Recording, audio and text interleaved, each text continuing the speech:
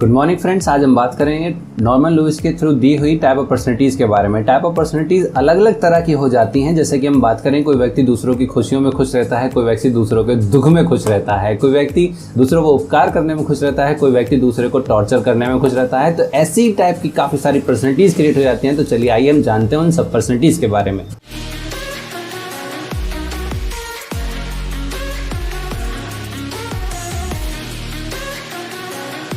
प्रत्येक व्यक्ति की जो पर्सनैलिटीज़ होती है वो अलग होती है, चाहे वो एक तरीके से हो चाहे वो अलग तरीके से हो। तो अगर आप इन पर्सनैलिटीज़ को समझना चाहते हैं तो दो तरीके की चीज़ों से कॉम्बिनेशन से आप इन्हें समझ सकते हैं। एक जेनेटिकल फैक्टर काम करता है और एक एनवायरमेंटल फैक्टर काम करता है। जेनेटिकल जो हम पेरेंट्स से अचीव करते हैं और दूसरा जो हम एनवायरमेंट से रिसीव करते हैं।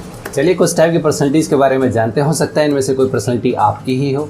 तो ये जो पर्सनैलिटीज़ हमें मिलती हैं ये हमें हमारी संस्कृति, परिवार और एनवायरमेंट यानी कि आस पड़ोस से मिलती हैं और जिसमें हम रहते आ रहे हैं। और बिल्कुल हम एक वर्ड से नहीं, एक आइडिया से, एक कॉन्सेप्ट से शुरुआत करेंगे। तो चलिए स्टार्ट करते हैं कुछ इंपॉर्टेंट वर्ड्स के साथ में। Let's begin the video. बात करें, मैं सबसे पहले आगे आना चाहता हूँ या मैं सबसे आगे आना चाहता हूँ, तो जब वर्ड की शुरुआत होती है मैं, यानी कि अगर हम इस वर्ड को एक्सप्लेन करना चाहें, मैं का मतलब क्या होता है? आप जो नेचर, आपका हर व्यक्ति का जो नेचर होता है वो आपकी लाइफ के लिए बहुत सिंपल, सीधा और ईमानदारी साफ हो जाता है। प्रत्येक व्यक्ति जो लाइफ में डिसीजन लेता है वो उस क्वेश्चन पर डिपेंड करता है कि उसका क्वेश्चन का आंसर आपसे क्या पूछा जा रहा है या आप उस क्वेश्चन में अपने लिए क्या देख रहे हो। यदि आपको मतलबी होना, लालच या दूसरों के लिए नुकसान पहुंचाने वाली बेरहम इच्छा में फायदा दिखता है तो ये बहुत गलत हो जाता है। इस कंपटीशन वाली दुनिया में इंसान को मार रहा है, ये आप देख रहे हो, इस तरह की एक्टिविटीज आपकी चारों तरफ होती रहती हैं। या ऐसा लगे कि मैं सबसे पीछे न रह जाऊं तो उस व्यक्ति को क्या कहोगे? जिस वर्ड को हम कहते हैं ईगोइस्ट। ईगोइस्ट मीन्स अहंकारी। चलिए आइए कुछ और वर्ड जानने के लिए मैं आपकी कुछ मदद कर देता हूँ। ऐसे ही कुछ वर्ड जब हम बात करते हैं कि हम दूसरों की हेल्प करना चाहते हैं। यदि आपने खुश रहने का रहस्य जान लिया है और आप अपने आप को दूसरों की भलाई से जोड़ने लगे हैं और आप अपना फायदा भी नहीं देख रहे हैं, तो ऐसे व्यक्ति को आप लोग क्या कहोगे? तो उस वर्ड को हम लोग कहते हैं अल्ट्रुइस्ट या परोपकारी, जो दूसरों की मदद करता हो। जब आप कोई पर्सनल एक्टिविटी कर रहे हैं और आप सबसे कहते हो कि मुझे अकेला छोड़ दीजिए, अक्सर आप भीड़ में अपने आप को अकेला देखना चाहते हो, तो ऐसी कंडीशन में देखिए, यदि आप सामाजिक नहीं है, यानी कि अगर हम बात करें आप सामाजिक यानी कि दूसरे लोगों के साथ घुलना मिलना कम रखते हो और फिर भी अपनी इच्छाओं को पसंद, जब भी आपकी इच्छाओं को पसंद किया जाए और उन्हें एक्सेप्ट भी किया जाए, यदि आप बहुत शर्मीले हो, चुप रहते हो और कभी कभार मूडी या खुश नहीं रहते हो और आपका अकेलापन अच्छा लगता है या सभी दोस्तों के बजाय आप एक या दो दोस्त के साथ में ही खुश रहना पसंद करते हो, यदि आपकी ऐसी योग्यता है जो काम को और अच्छे तरीके से एक्सप्लेन कर सकती है और दूसरों के साथ मिलकर के आपको काम करना पसंद नहीं होता है, तो बताइए ऐसी पर्सनैलिटी को आप क्या कहोगे? जिसे हम कहते हैं इंट्रोवर्ट। इंट्रोवर्ट मीन्स जो अपने आप से ही सीमित होता है, जो अपने अंदर की बात अपने अंदर रखता है। चलिए आइए एक काम करते हैं, सभी मिलकर के एक छोटी सी शुरुआत करते हैं और इन वर्ड्स को सॉल्व करने का काम स्टार्ट करते हैं। तो ऐसी ही पर्सनैलिटीज़ हमारी लाइफ में अक्सर हमारे बीच देखने को मिल जाती हैं, जैसे हम लोगों के टीचर। यानी कि अगर हम बात करें, यदि आप एक महान टीचर हैं, काउंसलर, एडमिनिस्ट्रेशन है या फिर कोई इंश्योरेंस एजेंट तक भी हैं, तब आप दूसरों की प्रॉब्लम में इंटरेस्ट लेना स्टार्ट कर देते हैं, यानी कि उन्हें सॉल्व करने की कोशिश करने स्टार्ट कर देते हैं। यदि आपको पार्टी करना पसंद है, आपको आपके एक्शंस के बारे में चिंता करने की आदत नहीं है, यदि आपको अपने गौरव या सम्मान के बारे में चिंता नहीं होती है, आप अक्सर खुश रहते हैं और पूरी ऊर्जा से भरे रहते हैं, आपको लोगों के साथ रहना अच्छा लगता है या बहुत लोगों के साथ रहना अच्छा लगता है, आपको आपके विचार, आपके interest, your whole personality are turn outward, तो ऐसे व्यक्ति को हम क्या कहेंगे? तो ऐसे ही व्यक्ति को जानने के लिए आप उसे कहते हैं एक्सट्रोवर्ट। एक्सट्रोवर्ट मीन्स जो व्यक्ति अपने अंदर की बजाय दूसरे लोगों में खुशियां ढूंढता।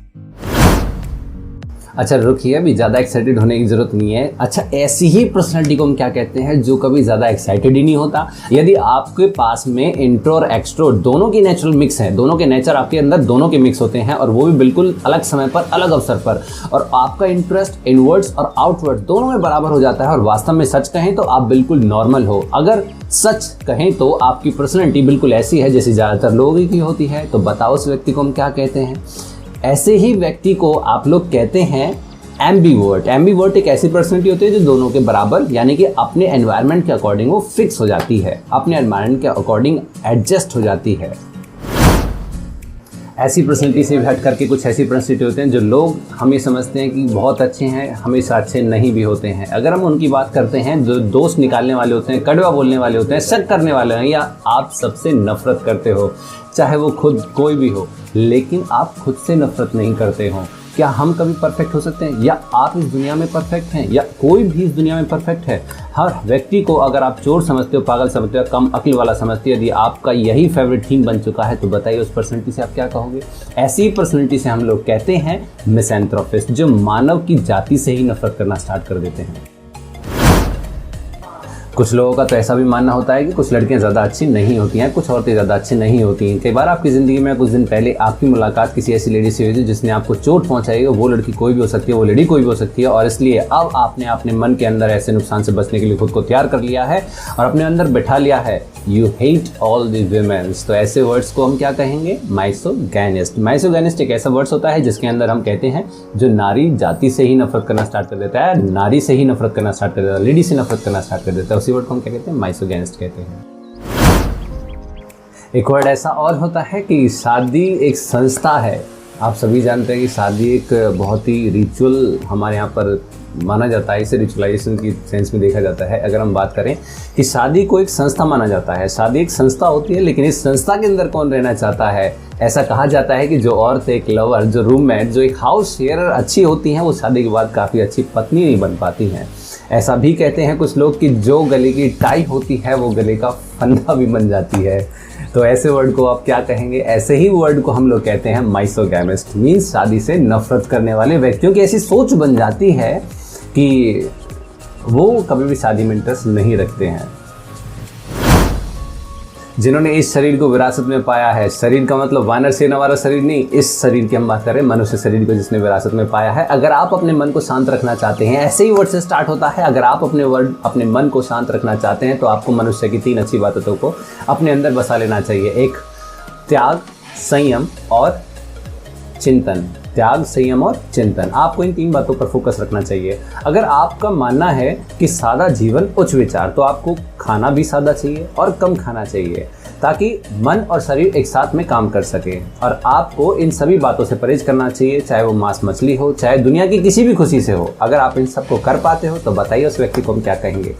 इस व्यक्ति को हम कहते हैं आस्तिक। आस्तिक मीन्स होता है साधु सन्यासी, यानी कि तपस्वी लोग। अगर आपको ये कंटेंट अच्छा लगा हो तो चैनल को सब्सक्राइब करिए, वीडियो अच्छी लगी हो तो उसे लाइक करिए। यही वीडियो अगर आप इंस्टाग्राम पर देख रहे हैं तो इंस्टाग्राम पे फॉलो करिएगा। जल्दी मिलते हैं नई वीडियो के साथ, तब तक के लिए नमस्कार।